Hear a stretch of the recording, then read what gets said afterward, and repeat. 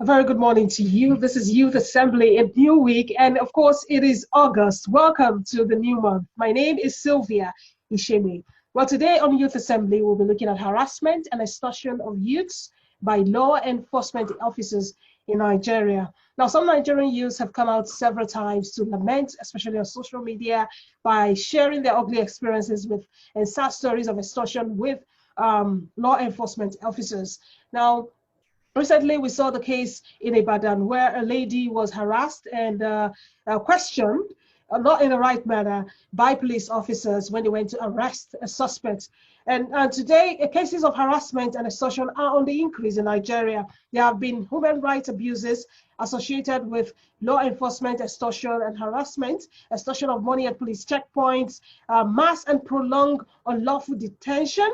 We've also seen extortion using threats and acts of physical abuse and also sexual assault associated with extortion. Now, how can these misconducts by law enforcement officers be stopped in Nigeria? That is one question we'll be looking at today as we discuss youth harassment by law enforcement officers in Nigeria. I have today with me Mr. Olatuboso Obalarunwa. He is a security expert. Welcome, Mr. Olatuboso. Thank you. Good morning. All right, first thing first, you've seen the increase on many cases of extortion, people, lamenting about what has happened to them, their ugly experiences with law enforcement officers. Why do you think youths are vulnerable to harassment by enforcement officers? Well, the harassment and extortion has always been there. The only thing that was absent in the past was the fact that there was no social media and there was no camera. So there is nothing to really bring it into light. What we are beginning to see is more of usage of social media, camera, and voice recording to expose these questionable characters in uniform, like I always call them. And that is the increase we are seeing, which to a certain extent is a good news because it's shedding more light into exactly what has been happening without the camera in the past. So the question you put to me is, how do we stop them? We'll get to stopping them, but let's get a feel, a background into the situation. Okay, you said it is technology. We have phones, so we are seeing the increase. But with the reports going on, people talking about it, why do we still see the rise instead of it's been... Okay, the rise is going to do. The first thing an average police officer will tell you is that they are not the only one carrying out extortion. The road safety cops are extorting, the vehicle inspection officer, government staffs on the road are extorting, civil servants in their offices where they issue license or work paper or the other are extorting. So it's not only limited to law enforcement officer. There are people who are not law enforcer that are also extorting from people. I don't know, maybe everybody has equal share of harassment. But to look at it as a whole, the government, during the democratic dispensation, has created several organizations to look into it. We have the EFCC, ICPC, which oversees all this. We have the Servicom at all the civil service commission where people can report. And I think one of the problems we seem to be having is that people are not patient enough to report, or people are not confident of getting justice when they report.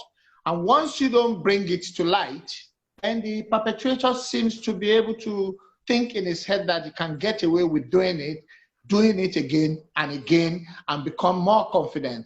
Another reason for the increase is that the economic situation, poor salary they claimed, and the fact that they too have to pay school fees, electricity bill, transport costs. So they need to make that money. You report that your phone is stolen in Abuja, and the person who stole your river, the officer you are reporting to will need to travel to Cross River to go and investigate and retrieve your phone after tracking. Who pays for that? And some of them give excuses that that is one of the reasons why they are extorting money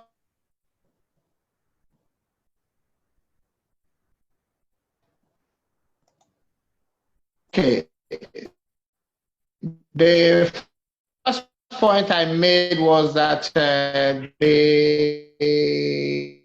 law enforcement officers are not the harassing service users, have an equal and fair share of it.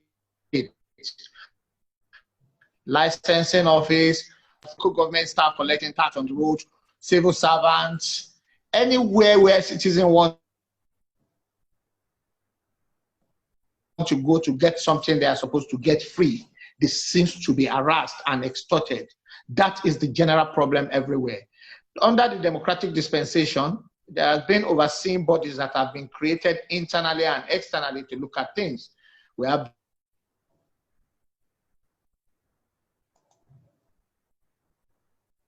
Hello, Mr. Bolarowa. on BB Niger, but we don't spend enough time to pick up a pen, paper, send an email or text message to the appropriate authority to report what we're going through. Okay, we need Mr. our own confidence. Yeah. Okay, well, you've mentioned that even people come out to report these cases, but if they don't come out to report it, nobody will know about it, and it will go on and on. But let's know, what's the right way to even report? How you've witnessed harassment or you've been harassed yourself, what do you do from that point? From that point, the first thing you need to do is to make sure that you have the proper record and details of what happened. The time it happened, where it happened, was there a witness? Were you able to record it? If it is too dangerous for you to record it, are there people standing by who witnessed it that you can go to and collect their number and say, please, in case I will want you to stand as a witness to what just happened to me. Details of the vehicle of the police officer at the checkpoint. If you are one of those people who are fast in picking up numbers on their chest, that is if they are exposing their ID, pick it up, get home and write. There is no letter you write to the Inspector General of Police that is not delivered, because it's not delivered to his office. He has a post-through. And once that letter goes, it will be minuted to the appropriate section to look into it. You need to follow up. If you drop a letter, you have to go with the acknowledgement in the counterpart copy to receive it stamped. And if after that they didn't do anything about it or you don't get any joy, you can publish it on social media. You can even report police to the presidency. There is a wing at the SGF office that if you write a letter to them because the service chief has done something to you and it was not well, a service chief did not do justice to you as per something that happened under their service, you can report them to the Secretary General of the Federation. We don't write enough. We are not using the social media enough. That is the problem. We are not exposing these law enforcers or civil servants who are harassing us enough. And until we go back to that, to exposing them, writing them, I think we will continue to go around this circle. All right. Last month, towards the end of last month, we saw a video and the outrage, of course, from the video that was shared or made rounds on social media where police officers were harassing a lady. I don't know if you saw that video also in Ibadan. I saw it. Okay, so you saw the line of questioning, the harassment, and the pleading from the person who doesn't even know what she did, and so following the outrage, the first PRO Frank Mbag went ahead to say that they're going to bring them to book and identify those people. Do you think that we don't know what happens next? Do you think the way and manner the arrest or the culprits are brought to book also contributes to the rise in the cases we are seeing, or the continuation of this going on even in the society? That was what I said in my first response. Okay. Let us first give kudos to the police and to the current IG, who seems to be very, very fast in responding to anything he sees on social media. Mm-hmm. So without that lady complaining anywhere, without any written complaint, the force are now picking up what it see on social media.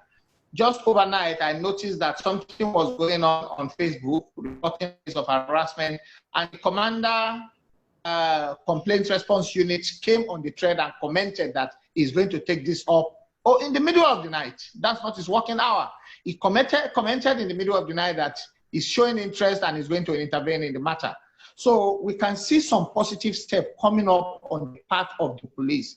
Are we seeing the same on the part of road safety, on the part of vehicle inspection officers on the road, on the part of tax? Anybody that have anything to do with people must give a line where people can complain in case anything goes wrong. So that is on their part. Is it the reason, is it the way they are arrested that is causing the increase? No, it is because there is an epidemic of indiscipline and corruption going on in our various services that is now oozing out like a fizzy drink. It has always been there. It's now oozing out. Economic situation pushed them to do it. During the lockdown period, just the way the economic situation is affecting average citizens, is affecting law enforcement officers. So I could hear that the police station very close to my house in Lagos is, once they arrest you without a mask, that is the Nigerian Railway Police Station along at Old Abeokuta Express Road, Agege, they sell a face mask for you for 2,000 naira. Every police station along the road during the COVID-19, or most of them, are stopping people and collecting money from passengers for violating the lockdown order. So they are making money and they are milking the people. I was also stopped on few occasions, but I just took my grant that I'm not going to give a farthing. If you want to arrest me, let's see how it goes. Okay, so for people who are like you now, that don't want to give, or be harassed like that, what can they do? What is the right thing to do at that point if you find yourself being harassed or being extorted, or want a police officer or any law enforcement officer wanting to extort you at the point? That is why we are saying that learn how to use all the reporting portals as fast as you could. What are the reporting portals, please? There is a complete response unit that have their number. I don't have it off by heart, but I can send it to you for you to publish it. And then you, the media too, have a lot to do now. The background behind you, I expected that before this interview, we have a sticker showing the numbers printed bold behind you, so that anybody looking at this will see the number. Any problem with the police, they have the sticker in their office. So let somebody from your office go to the Force Headquarters, PRO office, and collect all this sticker. So as I'm looking at you now, behind you, I will see a Nigerian Police Force Complete Response Unit with all their numbers, Twitter handle, and Facebook name behind you. So everybody needs to play a part in bringing this to pass. You can have another one to your left on road safety, on civil defense, so that people will be aware, save this number. So the moment a police officer is harassing you, you can as well send an email and a text message to that number. I'm currently at Gwagwalada bus stop being harassed by the police officer under the bridge. They are asking me to pay 2,000. What I do to people that call me, because I tend to be getting more calls than the police when people are being harassed because of my interview. So what I say to most people is that tell the police officer that you don't have money and you don't have a bank account. If he has a bank account he can give you, I may be able to send money to bail you. And by so doing, I have the officer's bank account. If he meets me at the wrong time, I send 50 naira to his account as evidence that something has taken place, and I pass it to the appropriate section. So we need, the way the epidemic and the indiscipline and corruption is expanding, people's awareness of it and how to deal with it too needs to go. I'm planning to speak to the CRU to create a sensitization against the police, but the police are not the only one extorting. Can we have a joint extortion camera vehicle going around? Can we place a hidden camera on a vehicle, and can I drive from Abuja to Kaduna and pick up what officers are doing on the road? Because you are seeing it when they collect the bribe.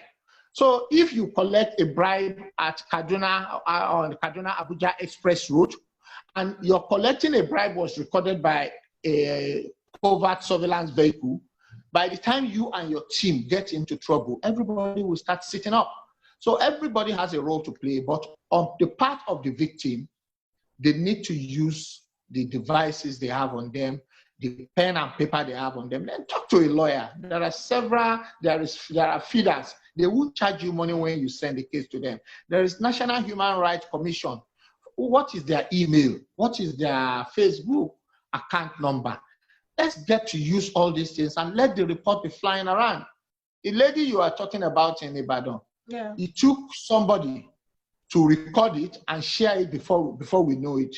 There are thousands of cases that have gone on without it being reported, and people suffer in the hand of police. But yes, we see these reports, we see the videos, we see them. But the thing is, the end result, the justice, getting justice at the end of the day, if nothing is being done, the cases will continue to rise. So how can this be stopped or justice served for people who are found guilty of extorting others? In fairness to the law enforcement agencies, I wouldn't want to accept that justice is not being done. It may be that justice is being done and we are not aware of it. And why are we not aware of it? Maybe the appropriate organization or agency like yourself are not doing enough to find out and follow up on cases that you saw, that you reported on at the beginning. It takes a letter from you two that, well, we've reported when this incident was hot, the negative part. Is there any positive outcome so far so that we can tell members of the public that the police, the road safety, the Nigerian army are dealing with officers that are abusing people on the road? We all have something to do. So don't let us just say that justice is not being done. Justice may be done in such a way that we may even abuse the human right of the officer if we report it to the media. But you can use your organization letterhead to write to them to ask if there has been any feedback about a case you reported a month ago. And then you can now know how to convey that to members of the public. Case 1, case 2, case 3, case 4. This is what has happened to the officer that sexually harassed a lady in Ibadan. So we all have a role in this. The moment you leave that office, you are no longer a media personnel. The moment you leave that studio now, you become a member of the public. You understand? Yeah. So you yourself could as well be a victim, and we all have a role to play in ensuring that we keep our law enforcement officers on their toes. All right. What kind of reforms do you think would you like to see in law enforcement offices to reduce the rate of harassment of youths?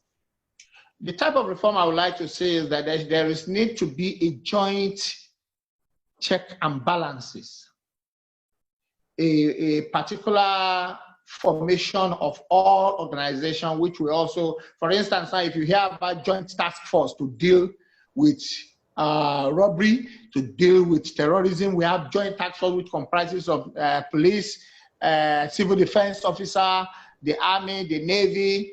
They have their joint task force. Let there be a joint task force of National Human Rights Commission. Let there be a joint task force comprising of police from the Provost Office of the Nigerian Police, from the Complaint Response Unit, from the Provost Office of the Federal Road Safety Commission.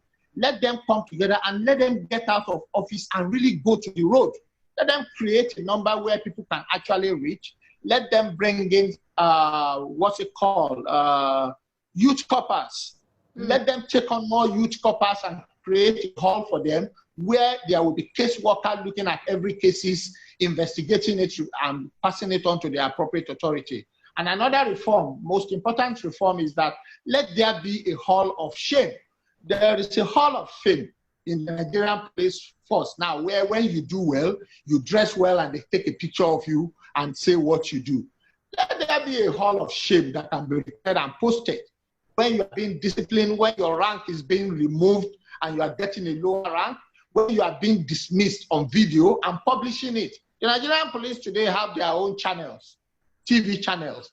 Let that be showing how many officers that were arrested this week and what action is being taken against them. Let us condition all police division to switch on to that channel so that the officer at the counter, the CRO, the station officer, will see their colleague being dealt with for collecting bribe.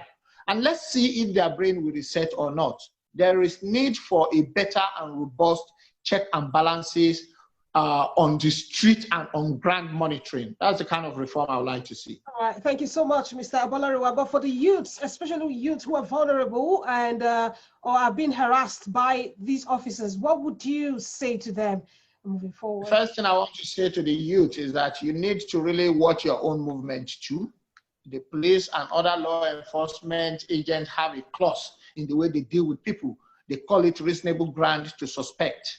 Stop suspicious movement. Stop doing Yahoo Yahoo. Stop doing Yahoo Plus. Stop taking drugs when you go to club to enjoy yourself. Stop moving at the odd hour of the day. And if you are fortunate or unfortunate enough to encounter a police officer who did not deal with you rightly, even though you have committed a crime or suspected of committing a crime, all this time you spend showing your pictures and everything over Instagram, over Twitter and everything, you can as well dedicate that type of time to report what happened to you on Twitter to the Nigerian Police Force Complaint Response Unit. Send it. Don't bother yourself about whether they will read it or they will deal with it or not. Send it there, and after 48 hours, send a follow-up. The Nigerian Police Force Complaint Response Unit have a tracking number now. When you report things to them, they give you a number. You can always come back. I've always been like that before the advent of internet in Nigeria.